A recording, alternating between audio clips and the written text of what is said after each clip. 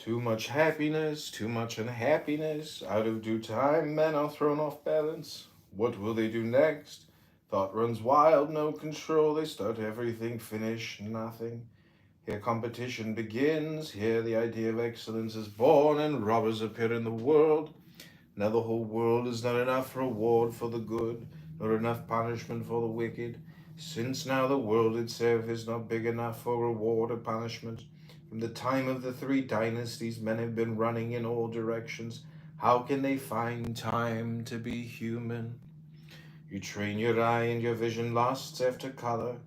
You train your ear and you long for delightful sound.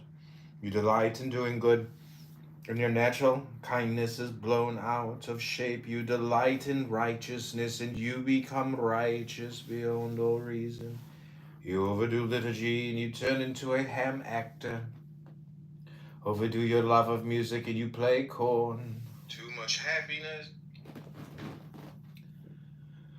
Overdo your love of music, and you play corn. Love of wisdom leads to wise contriving, and the love of knowledge leads to fault finding. If men would stay as they really are, taking or leaving these eight delights would make no difference. But if they will not rest in their right state, the eight delights develop like malignant tumors. The world falls into confusion, since men honor these delights, and lust after them. The world is gone stone blind. When the delight is over, they still will not let go of it. They surround its memory with ritual worship. They fall on their knees to talk about it, play music and sing, fast and discipline themselves in honor of the eight delights. When the delights become a religion, how can you control them? The wise man then, when he must govern, knows how to do nothing. Letting things alone, he rests in his original nature. He who will govern will respect the governed no more than he respects himself.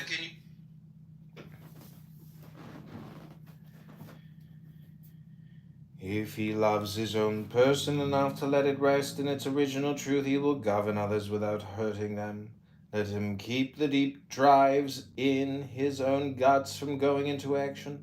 Let him keep still, not looking, not hearing. Let him sit like a corpse with the dragon power alive all around him.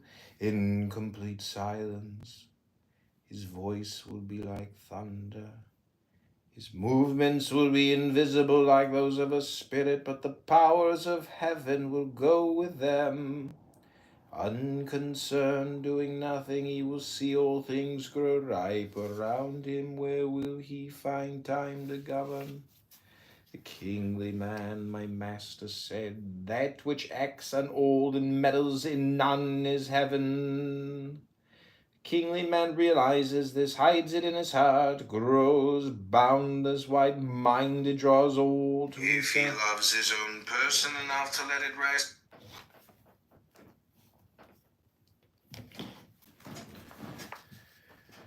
My master said, that which acts on all and meddles in none is heaven. The kingly man realizes this, hides it in his heart, grows boundless, wide-minded, draws all to himself. And so he lets the gold lie hidden in the mountain, leaves the pearl lying in the deep. Goods and possessions are no gain in his eyes. He stays far from wealth and honor. Long life is no ground for joy, nor early death for sorrow. Success is not for him to be proud of. Failure is no shame. Had he all the world's power, he would not hold it as his own. If he conquered everything, he would not take it to himself. His glory is in knowing that all things come together in one, and life and death are equal. My man. How deep is Tao? My master said, Tao, how deep, how still its hiding place. Tao, how pure. Without this stillness, metal would not ring, stone when struck would give no answer. The power of sound is in the metal, and Tao